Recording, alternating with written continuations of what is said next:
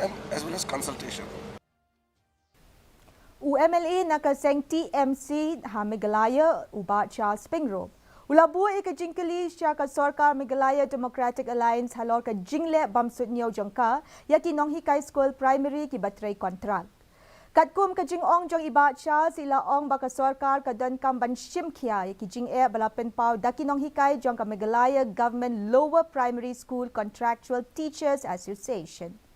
Habak kedau baka Jingeh lang hapedeng ka MGLPSCTA bat usembut Menteri Rangba uba Preston Tinsong kalalong ka bamdashai iba penggrup ila ong baka Sorkar MDA lese kamda shimkhia haduk kata-kata banpet yakini ki Jingeh.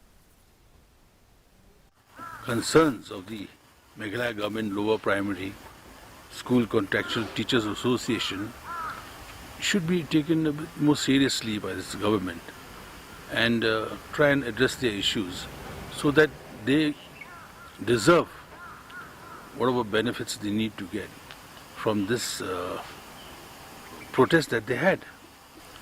Therefore, the inconclusive meeting that they had with the Deputy Chief Minister